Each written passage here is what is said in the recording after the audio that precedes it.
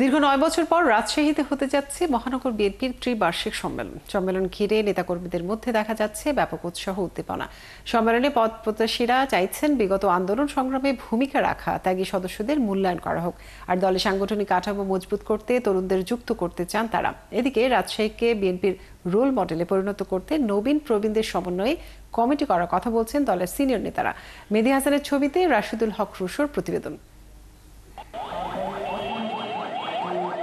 আগামী 10 আগস্ট হতে যাচ্ছে রাজশাহী মহানগর বিএনপি সম্মেলন ঘিরে চাঙ্গা হয়ে উঠেছে মহানগর বিএনপির ঘরোয়া রাজনীতি। পদপ্রত্যাশীদের ব্যানার ফেস্টুনে ছেয়ে গেছে শহর, প্রচার চলছে সামাজিক যোগাযোগ মাধ্যমেও।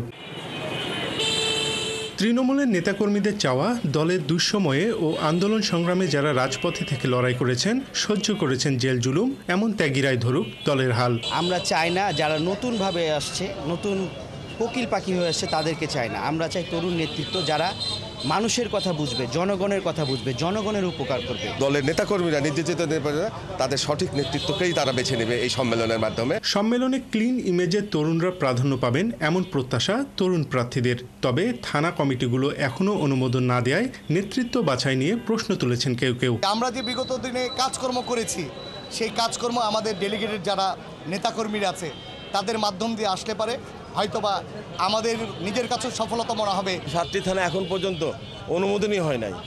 তবে আমার প্রশ্ন, কাউন্সিলর কারা হবে, কারা নির্বাচিত করবে নতুন নেতৃত্ব? যদিও দলের সিনিয়র নেতারা বলছেন তরুণ ও প্রবীণদের সমন্বয়ে গঠন করা হবে কাঙ্ক্ষিত কমিটি। প্রবীণ এবং তরুণের মিশ্রণে যদি জাতীয়তাবাদী দল রাজশাহী মহানগর একটি কমিটি হয়, ইনশাল্লাহ আগামী দিনে এই নেতৃত্বই রাজশাহী বিভাগ না সারা বাংলাদেশের নেতৃত্ব দেবে। রাজশাহীবাসীর একটা ডিমান্ড আছে, সেই ডিমান্ডই প্রতিফলন করার জন্য সেই ধরনের নেতৃত্ব ইনশাল্লাহ নবীন প্রবীণ সবার সমন্বয়ে এই কাউন্সিল হবে এবং কাউন্সিলে অংশগ্রহণ করবে এবং সেরকম নেতৃত্ব ইনশাল্লাহ প্রতিষ্ঠিত হবে বলে আমরা আশা করছি। এই সম্মেলনে বিএনপির ভারপ্রাপ্ত চেয়ারম্যান তারেক রহমান প্রধান অতিথি হিসেবে লন্ডন থেকে ভার্চুয়ালি অংশ নিয়ে নেতাকর্মীদের উদ্দেশ্যে বক্তব্য দেবেন।